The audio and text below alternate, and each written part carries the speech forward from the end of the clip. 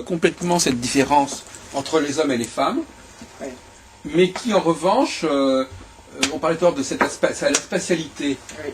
Pour moi, la spatialité qui devrait laisser la place à la temporalité, si tu veux, cette astrologie serait plus dans la temporalité que dans la spatialité. Et par contre, au niveau de la spatialité, ne pas du tout oublier les hommes et les femmes. Le yin et le yang. Ah mais oui. C'est des puissances, tu vois, majeures, alors, parce que le même thème, si tu le confies à un homme ou à une femme, ça ne donne pas du tout la même dynamique. Ah oui, c'est pour ça que... alors moi, quand j'interroge les astrologues sur quel... Alors, il faudrait aussi, quand même, pour cela, que l'on utilise des connaissances sur ce sujet. C'est-à-dire qu'on dise des choses pertinentes sur les hommes et les femmes. Mais pour moi, c'est pas de l'astrologie. Mais c'est pas l'astrologie, mais l'astrologie a besoin de cette information. Parce que c'est ça le problème. C'est pas parce que l'astrologie a besoin d'une information que c'est de l'astrologie. Mais on ne peut pas appliquer l'astrologie sans tenir compte de cette information. Oui, tout à fait. De même que moi, par exemple, j'attache beaucoup d'importance à la situation sociale des gens, socio-culturelle, parce que ça, et puis même l'âge éventuellement. Ah bah oui, mais de toute façon l'âge on l'a avec la date de naissance. Oui. Mais c'est vrai qu'il faut tenir compte de l'âge de la personne. Oui. Tu lui dis pas la même chose quand elle a 50 ans que quand elle a 20 ans. Et moi, par exemple, oui. Donc tu vas pas actualiser ta vie de la même façon. Si tu veux aux différents âges. Et moi je suis d'accord avec ça, tout à fait d'accord, hein, vraiment. Et quand je donne une consultation... Je pense que tu ne peux pas être neutre par rapport à... Quand je donne une consultation, l'autre jour je donne très peu de consultations, mais je donne une consultation, c'était une jeune femme, je ne sais pas, qui avait 27 ans, 28 ans, elle me parlait de son ami. Je lui dis, d'accord. Je lui disais, oui, je lui dis, bon, on va faire des prévisions, mais on ne va pas oublier le fait que vous êtes une femme et lui est un homme, et que telle configuration, tel moment important, ne va pas forcément être vécu de la même manière par vous et par lui, parce que vous... Ouais. Alors c'est amusant parce que ça l'a intéressé. Mais on a l'impression que les astrologues, au lieu... vous savez, c'est pas le rôle des astrologues, mais enfin, que les astrologues, ils occupent là aussi un terrain, parce qu'on est dans une société qui refuse tellement de penser la différence entre le masculin et le féminin, que, faute de mieux, on fait du zodiaque, enfin je veux dire, j'exagère, mais à la limite, c'est une façon de... quand il y a un tabou quelque part, on le contourne. Donc les gens vont pas vouloir discuter pendant 1 minute sur les hommes et les femmes. Par contre, si on leur parle des différences entre le bélier et le scorpion, on peut en parler indéfiniment. Comme si c'était... Ça, c'est en psychiatrie, c'est connu, c'est des systèmes de substitution. C'est-à-dire que on n'arrive plus à penser un certain type de problème, mais on peut y arriver si on passe par un chemin détourné. Ça aussi, ça existe. Hein. Donc l'astrologie, alors là, elle est instrumentalisée. C'est-à-dire qu'en fin de compte, elle est utilisée par des gens qui ne veulent plus, qui ne sont plus capables de penser le masculin et le féminin, mais qui ont quand même qui ressentent quand même qu'il y a des différences quelque part au niveau du relationnel. Ils ne peuvent plus les qualifier, ces problèmes relationnels, ils ne peuvent plus les qualifier en utilisant la grille masculin-féminin parce que il y a un blocage. Donc, ils vont se servir d'une grille de substitution qui est la grille zodiacale. C'est une hypothèse que je suggère également. Parce que le problème, c'est... Moi, j'aime beaucoup le mot instrumentalisation. Parce que ça veut dire quoi? Ça veut dire qu'on vous utilise pour une chose pour laquelle vous n'êtes pas fait. Alors, c'est bien, parce que parfois on se dit, ah ben c'est bien, je suis utilisé pour ça. Et même quelque part, si on prend le cas de l'astrologie, c'est vrai que les astres ne sont peut-être pas faits pour nous servir de signaux. Mais l'humanité a décidé de leur conférer ce statut, et par conséquent... ce sont de bons repères. Voilà. Mais au départ, ces repères, ils n'avaient pas de valeur en soi. Ils s'en fichent, quoi. Oui, c'est pas moi. Si un astrologue me dit, oui, les astres n'agissent pas, je dirais, mais ça n'a aucune importance. C'est les hommes qui ont décidé de leur accorder de l'importance et de réagir par rapport à ça visuellement. Tout à fait. Pour moi, c'est la loi de la réciprocité. Enfin, c'est la loi justement de ce qu'on va en faire nous-mêmes. Il faudrait arrêter de parler d'énergie. Parce que les astrologues, dès qu'on parle l'énergie. Alors après, vous avez des astrophysiciens sur le dos qui vous disent, mais l'énergie, c'est quoi l'énergie? Il y a plus d'énergie dans la tour Eiffel que dans la planète Pluton, etc. Par contre, si vous leur parlez de visuel, Là, ça fait sens. Oui. Parce que nous, personne ne peut contester que nous voyons des planètes, que nous voyons des étoiles. C'est pas la question. Et si nous réagissons, un signal, c'est quoi un signal? Un signal, si c'est visible, ça joue. Le signal, vous le voyez ou vous le voyez pas. C'est pas la question de savoir si vous envoie ou pas des énergies à des millions de kilomètres. La question de savoir, est-ce qu'on le voit ou est-ce qu'on le voit pas? C'est pour ça que depuis quelques années, même depuis longtemps, moi j'attache beaucoup d'importance aux étoiles fixes. D'accord. Parce que la conjonction d'une planète avec une étoile fixe pendant son parcours, eh bien ça c'est visible, ça se voit. Et le passage, et moi je découpe justement le passage de telle planète, non pas dans son entrée dans un signe zodiacal, mais du fait qu'elle passe une étoile fixe importante. D'accord. Donc à ce moment-là, c'est la différence, c'est que dans un cas, il s'agit d'une simple division mathématique, et dans l'autre cas, il s'agit d'un phénomène que les anciens, que nos ancêtres il y a 10 000 ans, pouvaient voir. D'accord. C'est-à-dire que tous les gens de la cité en question disent « Ah, tiens, la planète elle est en train de passer sur telle étoile. » Ça se voyait, c'est pas « Ah, tiens, la planète est en train de rentrer dans le signe du Bélier. » Mathématiquement... d'accord.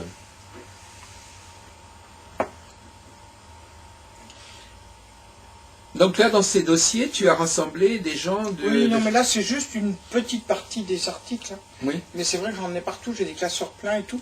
Et en fait, là, maintenant, il faut que j'évacue, parce que sur Internet, tu trouves toutes les biographies maintenant des gens. Oui. Tu trouves absolument tout. Voilà. Et tu trouves même des articles assez intéressants. Donc, si tu veux, je suis en train de jeter. Ah oui. Mais par contre, je garde quand même les mots-clés, les titres. Tu sais, les titres.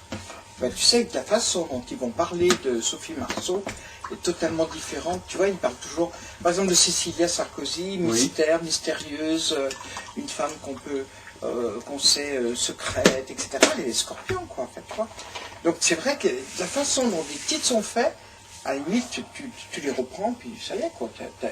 Tu parles des gens. Donc, pour toi, ce que je constate, Pascal Bergeron, c'est que pour toi, quand même, la réalité zodiacale, elle est très palpable, elle est très tangible. Oui, oui, mais c'est vrai que, comme tu le dis, c'est pas la seule que j'utilise, quoi. C'est quand même déjà une première approche. Et puis après, c'est vrai qu'il y a la vie des gens, leur rythme, leur cycle. Moi, je sais que je monte toutes les révolutions solaires dès que je peux en monter, ou les transits. De toute façon, maintenant, j'ai un peu tout en tête. Hein, tu sais, au bout de ah bah oui. un certain nombre d'années, on a tout. Alors, de toute façon, c'est très vite fait. Hein. Mais c'est vrai. C'est quand même assez intéressant de... Et toi, par exemple, si tu devais, Pascal, pour revenir au cycle, est-ce que tu aurais un cycle que tu aimes bien particulièrement, en fait, que tu aimerais bien mettre en avant, promouvoir si on te demandait maintenant, par exemple, moi je suis là, il y a quelqu'un qui nous aurait écouté et puis il dirait, bon d'accord, alors, bon très bien, il faut un cycle, qu'est-ce que vous proposez? Le cycle de Saturne, quoi, si tu veux, je trouve que c'est tellement parlant. Voilà, toute la vie des gens par rapport à leur maturité, par rapport à leur période. Tu l'articulerais, Saturne, sur quel... il serait modulé par quoi le cycle de Saturne? Tout le cycle de 7 ans. Il passerait sur quoi? En carré avec le en Saturne carré avec lui-même, après du coup en opposition avec lui-même, d'accord. Après en dernier cycle, etc. Donc tu as 7, 14 ans, l'âge ingrat, 7 ans, l'âge de raison, après 21 ans, l'ancienne majorité, après 28, 29 très ans, juste, etc. Et tu continues comme ça arrive à 65 ans, qui était l'ancienne retraite, quoi. Où tu comptes tes points de ta retraite, où tu commences un 3e cycle, ou un 4e cycle, enfin, si tu veux. Et en fait, c'est très intéressant de suivre ça, parce que les gens s'avertissent tout le temps. À 44 ans, par exemple, c'est une 2e adolescence. Et si tu veux, tu observes les gens, ils sont mariés depuis 20 ans, 21 ans, 22 ans, parce qu'ils sont mariés à 21 ans, puisqu'avant ça se faisait un petit peu comme ça. Et hop, ils font leur crise exactement comme ils ont fait leur crise par rapport à leurs parents. Le démon de midi. Qui voyaient en face. Et puis après le démon de midi, ben ça c'est plus 51 ans. Oui, d'accord. Au moment où justement, à 21 ans, tu vois, 30 ans auparavant, eh ben, ils s'étaient intégrés dans la société, ils s'étaient intégrés par rapport à des schémas d'être père, d'être parents, d'avoir une bonne situation et tout. Ils arrivent à 51 ans, quelle va être leur utilité maintenant, puisqu'ils n'ont plus pouvoir ni procréer, ou s'ils peuvent encore, ça n'aura peut-être pas le même sens, enfin, etc. Et comment ils vont se rattacher à tout ça par rapport au temps.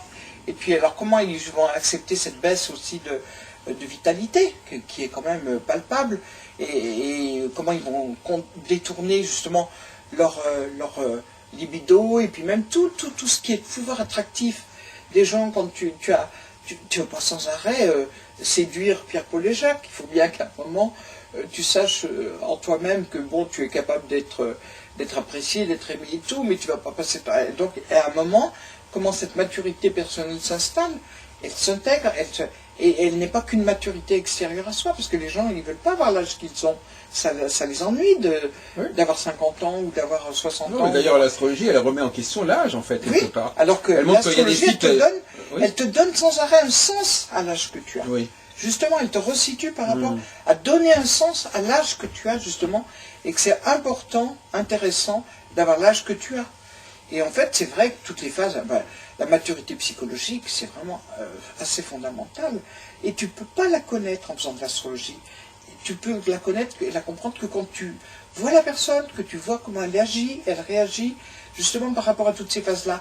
Mais justement, faire une connexion peut-être entre... Parce que tu sais qu'en psychologie transpersonnelle, aux États-Unis, ils faisaient des conférences entières et ils ne savaient pas que c'était de Saturne dont ils parlaient. Et le gars, un jour, il a assisté à une conférence comme ça, il a dit, mais vous parlez des cycles de 7 ans et tout, c'est tout Saturne. C'est vrai que le cycle de 7 ans est bien connu par les psychologues, mais moi, ce qui me gêne dans ce que tu dis, Pascal, c'est que, d'abord, effectivement, ce n'est pas vraiment astronomique. Je veux dire, c'est astronomique, c'est-à-dire que ce sont des... Bien sûr, ce sont des aspects. Mais les aspects, un aspect, ça n'est pas... en plus, c'est un aspect au thème natal. Oui. Oui, mais c'est un mouvement par rapport à lui-même. C'est déjà très bien. Moi, je trouve que le cycle de 7 ans, c'est fondamental. Mais si tu prends un point de départ, quand même, il faut toujours prendre un point X, quoi, si tu veux. Tu peux pas faire des généralités par rapport à d'autres. Si, c'est possible. Oui, mais en même temps, il faut toujours que tu prennes quand même le point de départ. Non, moi, donc là encore, on a un point d'accord et de désaccord. C'est un point d'accord parce que je veux dire que le cycle les phases de 7 ans, c'est très très important. En revanche, moi ce que j'essaie, c'est de relier ce cycle de 7 ans à des données astronomiques. D'accord. Et donc pas au thème natal, ni à des aspects au thème natal, mais au passage de Saturne sur alors justement, c'est ça qui est un paradoxe, c'est que si on combine Saturne avec une autre planète, on n'a plus le cycle de 7 ans. Non, mais de toute façon... Mais en revanche, si tu le combines avec une étoile, tu gardes le cycle de 7 ans. D'accord. Parce qu'une autre planète, par exemple, si tu combines avec Neptune ou avec Jupiter, tu vas avoir un cycle de 20 ans ou de 36 ans. Donc la seule façon de garder le cycle de 7 ans, c'est de relier Saturne avec des étoiles. Parce que les étoiles, elles ne bougent pas. Donc le cycle, et Saturne n'a pas besoin de courir après d'autres planètes pour se faire. Donc moi je suis pour le cycle de 7 ans comme un point vraiment important au niveau du discours astrologique, mais plus au niveau d'une configuration mondiale, et surtout, moi ce qui me gêne dans ce que tu dis, c'est que chacun aurait le cycle de 7 ans à son moment personnel. C'est-à-dire que toi, tu as ton cycle de 7 ans à tel âge, alors que moi je considère que ce qui est intéressant, c'est de voir si l'humanité passe par des phases comme ça. Parce que moi ce qui m'intéresse, c'est comment des gens vivent ensemble en même temps certains cycles. Et ce qui me gêne, ce que je voudrais dépasser, c'est l'idée que, je sais pas, par exemple, toi, ton cycle de 7 ans, tu vas le vivre en telle année, et puis ton voisin ou ton mari en autre année, parce qu'effectivement, comme vous n'êtes pas nés au même moment, vous n'allez pas avoir trop... Alors que si tu prends un repère céleste extérieur, à ce moment-là, tout le monde vit en même temps. Donc à ce moment-là, si tu veux, tu n'as pas cette distorsion. Parce que moi, ce qui m'a toujours gêné en astrologie, c'est des prévisions qui sont décalées d'une personne à l'autre. Oui. Toi, tu as ton transit ce jour-là, ah ben oui, mais l'autre, il a son transit un autre jour. Ça correspond à une certaine apparence de réalité, mais je pense que l'astrologie, elle aurait plutôt intérêt à mettre l'accent justement sur les configurations qui sont vécues collectivement. D'accord. Tu vois c'est vrai que... Je pense que c'est toute une combinaison, de toute façon. C'est-à-dire que si on veut effectivement... Le collectif et de l'individuel. Oui. Le citoyen, comme tu disais tout à l'heure, le citoyen. Il est vécu, voilà. Parce que tu vois, par exemple, quand on va aux élections, on y va tous en même temps. Voilà. On n'y va pas chacun quand on veut. Donc, si tu vois, il y a un temps collectif. Et en astrologie, on est tellement habitué à créer une sorte de temps individuel. C'est-à-dire que moi, j'ai mes directions, mes transits, mes retours, tel moment. et puis ton copain, là, voilà. Et puis alors, chacun, il est sur sa petite planète à lui, comme si en réalité... Oui, mais quelque part, c'est vrai. Oui, quand même non, mais c'est vrai aussi. Mais c'est vrai, mais c'est une vérité. Alors, je veux dire, c'est vrai, mais c'est pas une vérité de l'astrologie. Est-ce qu'il faut l'accentuer? Voilà. Enfin, est-ce qu'il faut en rajouter quoi? Voilà, Peut-être qu'il ne faut pas. Voilà. Oui, c'est ça la question. C'est qu'il y a beaucoup de choses qui sont vraies. Peut-être mieux nous relier à quelque chose de plus large. Et voilà, exactement. C'est-à-dire que c'est vrai. Oui. On ne peut pas dire que c'est pas vrai. Il y a toujours, il y a un moment, bien sûr qu'on sait que en même temps, c'est un constat, mais en même temps, qu'est-ce que ça fait de plus, quoi? Voilà. Et qu'est-ce que ça apporte? Ça nous permet d'être mieux intégrés, d'être mieux situés, et mieux resitués aussi par rapport aux circonstances. Voilà. Oui, tu as tout à fait raison. Je trouve que tu as des propos très, très justes. Effectivement, il faut distinguer ce qui existe, et même ce qui est vrai, de ce qui est bon pour l'astrologie. Oui. Parce que l'astrologie, elle n'est pas forcément obligée de s'occuper de tout ce qui existe. Comme par exemple, si par exemple je construis des voitures, des voitures ou des machines à laver, je ne vais pas m'occuper de savoir s'il y a un fou qui va faire n'importe quoi avec ma voiture, même si ça existe. Mais malgré tout, moi je construis des voitures. Voilà. Et c'est pour ça qu'en fait, moi je pense qu'il y a des urgences, il y a des priorités, et qu'en effet la priorité actuellement pour l'astrologie, c'est peut-être de l'intégrer d'abord dans une dimension plus citoyenne de chacun d'entre nous, donc de moins faire de l'astrologie déjà partisane ou individuelle, pour accentuer cette espèce de prise en compte qui nous met tous dans une dimension plus sociale, plus intégrée, socioculturelle, etc. Et ça, c'est vrai que, par exemple, si tu fais un petit peu de sociologie, moi, quand j'ai passé mon doc de psycho, là, j'ai fait de la sociologie, et de sociologie d'éducation et tout, tu es effaré de voir comment tu es prédéterminé de par le contexte déjà et le niveau social dans lequel tu vas naître. Quoi. Ah oui, le fait qu'il y ait des livres, il faut pas oui. des héritiers, tu sais, et que le capital financier est beaucoup moins important que le capital social et le capital culturel que tu peux avoir autour de toi, parce que ça t'ouvre des tas de portes, si tu veux, alors qu'autrement, même si tu as 3 sous de plus que ton voisin, c'est pas pour ça que tu vas pouvoir négocier quoi que ce soit, puisqu'il faut qu'il y ait toute une dimension d'intégration. Et si tu veux, on sait que les héritiers, par exemple ceux qui naissent dans des familles, tu vois, où, si tu veux, ils sont cancres quelquefois, mais ils réussissent leur bac uniquement parce qu'ils sont dans une famille où tout le monde a réussi son bac. Alors ils ne voient pas où est le problème de passer son bac et de le réussir.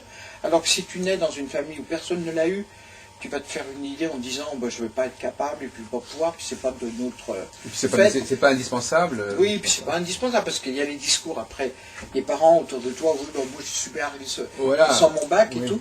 Et en fait, tu vois, et de comment tu peux arriver à te repérer par rapport à quelque chose en plus. Et puis il y a le langage, tu vois, le langage, la façon dont tu t'exprimes et tout, c'est fondamental. On sait très bien quand tu passes des examens, si tu parles petit nègre ou si tu parles plus ou moins un français moins élaboré. Et puis la façon aussi même de se situer dans ta famille aussi, dans des familles qui sont des familles plus modestes, si tu veux, il y a une espèce de hiérarchie.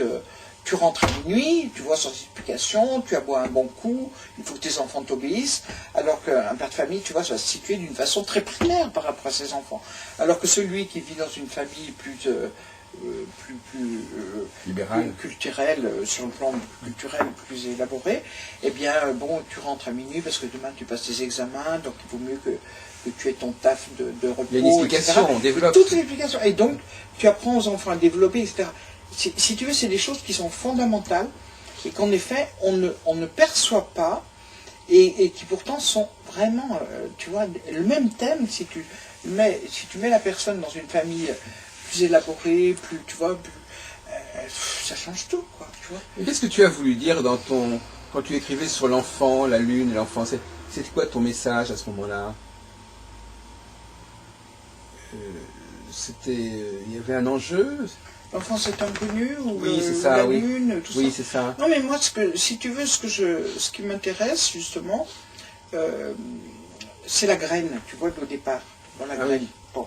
Et puis après la graine, bon, il faut la tutorer. Moi j'avais un grand-père qui était horticulteur. Bon. Donc tous les jeudis j'allais chez lui, on faisait d'abord les semis, tu vois, et il se met les graines dans des plaques de terreau, tu vois. Et puis après, on prenait les plus drus. et on les mettait dans les petits pots. Il y avait une sélection déjà. Et voilà. Et après, 15 jours après, on dépotait le petit pot pour le mettre dans un plus grand pot. Donc on le rempotait en y rajoutant du terreau.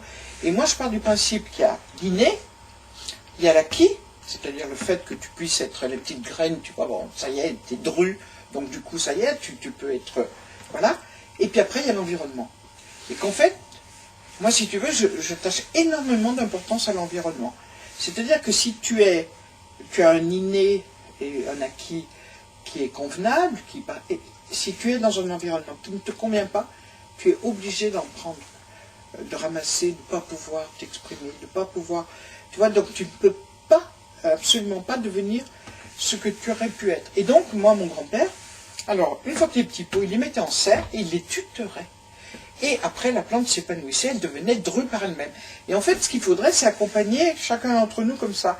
Et moi, c'est pour ça que tout ce qui est le quotidien, la lune, l'enfant, c'est-à-dire la graine qui est là, tu vois, par rapport aux enfants, on n'a que des devoirs, on n'a pas de droits, on ne devrait même pas leur mettre nos idées en crâne, parce que ça leur sera utile à rien du tout, tu vois, parce qu'ils ont leur mode de pensée, ils vont choisir, et même la mère de la petite voisine, de la petite copine va être beaucoup plus intéressante que leur propre mère, parce que, attends, les mères, la plupart du temps, c'est quand même des femmes qui sont, voilà, qui sont...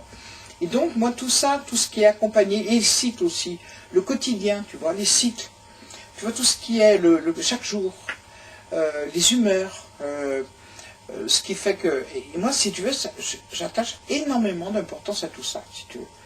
Et moi, le moins courant d'air, tu vois, mon grand-père, je me rappelle, il veillait, tu vois, à ce que les serres, les portes des serres, ou les, tu sais, les vasistas des serres, on les ouvre pas n'importe quand.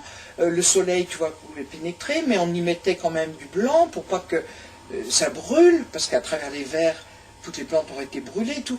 Et moi, je trouve que ça, si tu veux, cette éducation que j'ai eue, dans l'enfance, si tu veux, m'a donné l'importance de cette graine précieuse. Parce que pourquoi une petite graine de rien du tout va devenir un platane majestueux, magnifique, ou bon. Et pourquoi, si tu veux, une graine de rosier, et si tu veux, alors tu peux te dire, moi je suis graine de rosier, je suis éphémère, et puis j'ai des épines, mais n'empêche une graine de rosier, c'est fabuleux quand tu vois le rosier. Et donc, moi tout ça, si tu veux, toujours je fais cette espèce Oui. tu vois,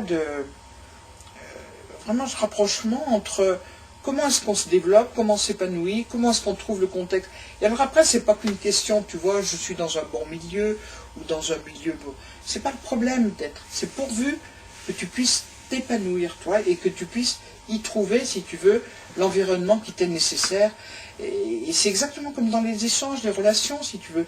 Il y a des gens qui vont t'aimer, mais ils vont t'aimer tellement maladroitement qu'il vaut mieux même qu'ils t'aiment pas, quoi. Enfin, moi j'ai eu vraiment j'ai eu deux épisodes très difficiles cette fin d'année, là. Mais on peut arrêter là. Oui, alors là. Et en fait, qui montre une hirondelle à quelqu'un, Oui. il y a cette zone du cerveau qui s'éclaire, et à cette même personne, tu fais imaginer une hirondelle, et bien c'est la même zone du cerveau qui s'éclaire. Voilà. Donc il n'y a pas de différence entre le réel et l'imaginaire. Oui, j'avais entendu parler de cette histoire-là. Et en fait, si tu veux, on se rend compte. Donc on peut faire la liaison. C'est pour ça que le symbolique, tu sais, même s'il est symbolique mythologique ou symbolique machin, peu importe. De toute façon, c'est l'accès au symbolisme, c'est l'accès à l'imaginaire qui nous permet de donner toute une dimension au réel. Justement, le grand problème, ma chère Pascal, c'est que quand un astrologue se trouve confronté à quelqu'un dont il sait qu'il a des pulsions qui sont liées à son cycle, des pulsions mémorielles, des pulsions de retour vers le passé. Oui.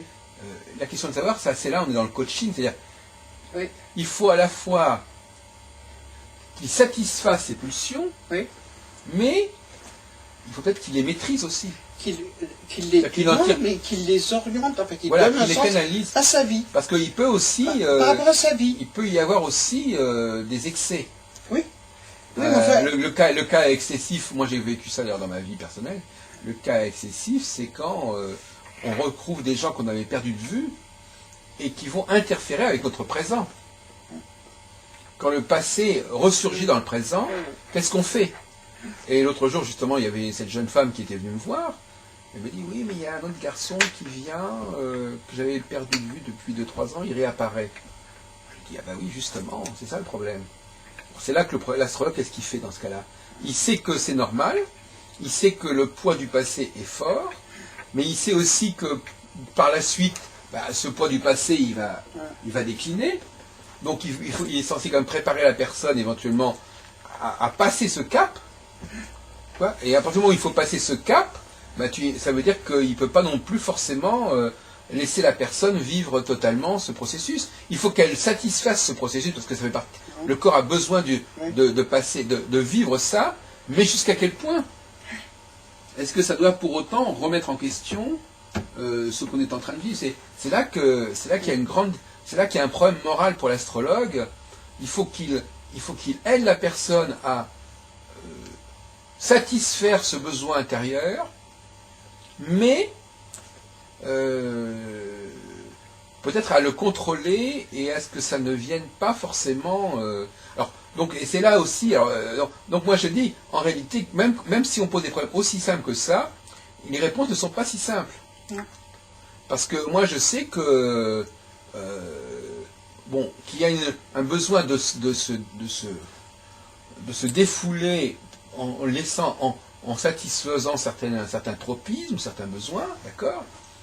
Mais en même temps, pour un homme, ça peut être peut-être mieux vécu. Pour une femme, ça peut être plus déchirant. Il y a aussi ces questions-là. Donc moi, je trouve que, pour résumer notre conversation, je pense que articuler une théorie cyclique, non pas forcément sur la typologie zodiacale, mais sur la dualité masculin-féminin, ça peut être une bonne idée, en fait. Parce que finalement, et puis je pense aussi que pour l'acceptation de l'astrologie dans le monde scientifique, je pense qu'il y a quand même des notions. C'est vrai que la notion de zodiacale, elle n'est pas très digestible par le milieu scientifique. Le milieu scientifique peut très bien imaginer que des sociétés se soient donné des signaux et qu'ils réagissent à ces signaux et que régulièrement, quand le signal X est donné, ça redéclenche des choses. Ils peuvent aussi complètement comprendre que l'homme et la femme, ça existe, etc. Maintenant, la typologie zodiacale, moi, je dois reconnaître que, bien que j'ai écrit un livre sur le Sagittaire, d'ailleurs, chez Chou, il y a déjà 26 ans, ouais. Le grand livre du Sagittaire. Ouais, ouais. Mais, puis je me suis occupé aussi d'une collection chez Solar sur le Zodiaque. Et puis aussi le bouquin sur Aquarius et les nouvelles du Verseau. Mais malgré tout,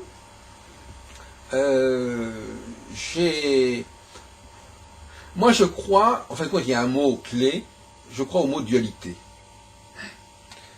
Et en réalité, il y a une dualité homme-femme, il y a aussi une dualité entre le signe et l'absence de signe. Oui.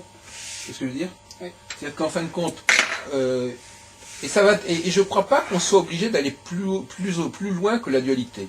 Si déjà on est dans le 2, 1, 2, présence, absence, c'est déjà, à mon avis, très important. Et le poids de la mythologie, de toutes ces planètes, le poids de toutes les symboliques, etc., à mon avis, finalement, ça empêche l'astrologie d'affirmer sa dualité. C'est ce que je veux dire? Oui, oui. Disons que ça peut être là pour rassurer, pour essayer de trouver, alors qu'en fait, il faudrait accepter le duo-duel, quoi. Enfin, disons que la dualité, en tout cas. Dans le temps et dans l'espace. Oui. Il n'y a, pas 36 solutions. Non, mais de toute façon, il n'y a pas de temps de repos, d'arrêt, tu vois, vraiment. Et donc, il faudrait qu'on accepte, justement. Tu vois, cet intérieur-extérieur. Et j'ai l'impression que, quelque part, on peut juger l'astrologie actuelle comme une astrologie qui refuse la dualité aussi bien dans la relation que dans le temps. Oui. Et donc, elle remplace la dualité par la multiplication. Oui. Cette multiplication à l'infini finit par se dissoudre. Alors que donc il faut qu'elle se réapproprie la dualité et à ce moment-là, elle aura peut-être une nouvelle chance de s'affirmer. Ouais. Tu es fatigué, ça y est, tu Oui, oui. Je vais descendre, sortir les chiens. Je te peux montre. être accompagné si tu veux, non? Oui, si tu veux. Parce que De toute je suis façon, pas content.